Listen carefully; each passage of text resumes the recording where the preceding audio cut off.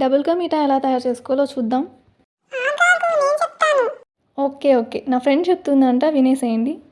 ముందుగా నెయ్యిలో బాదం పప్పుని బాగా ఫ్రై చేసుకోవాలి. అవి తీసి పక్కన పెట్టుకొని జీడిపప్పుని కూడా బాగా ఫ్రై చేసుకోవాలి. పర్లేదు చిట్టి, బాగానే చెప్తున్నావు. మరేమనుకున్నావు నా గురించి? సరే సరే, కంటిన్యూ. ఇక జీడిపప్పును కూడా పక్కన పెట్టుకోండి.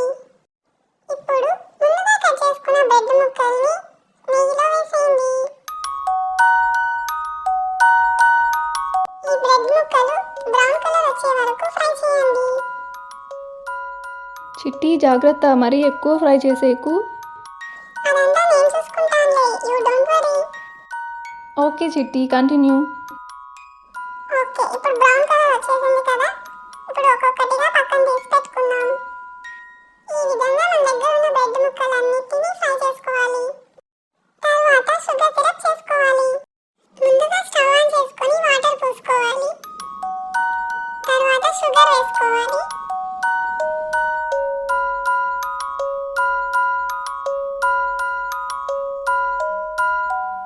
సరిపోదనుకుంటా, ఇంకొంచెం వేసుకుందాం. ఓకే, సరిపోతుందిలే. కాసేపు తర్వాత ఆల్మోస్ట్ రెడీ అయిపోయింది.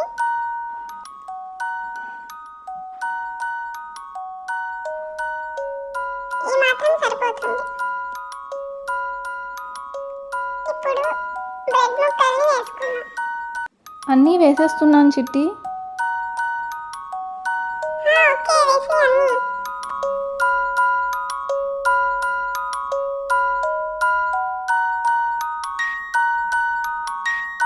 ఈ విధంగా షుగర్ సిరప్ అంతా బ్రెడ్ ముక్కలు పీల్చుకుంటాయి. తర్వాత వీటిని బాగా స్మాష్ చేయాలి. ఇప్పుడు కొద్దిగా పాలు పోయాలి.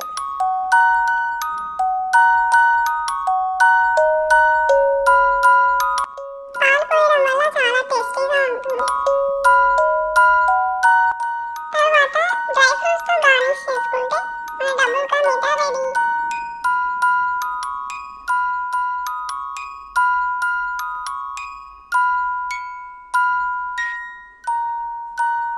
చూడ్డానికి చాలా బాగుంది కదా.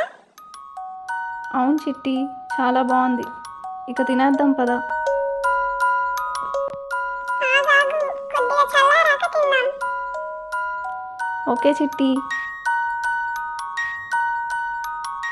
చూసారు కదండి డబుల్ కా మీఠా ఎలా చేయాలో. మీరు కూడా ఒకసారి ట్రై చేసి చూడండి. Thanks for watching.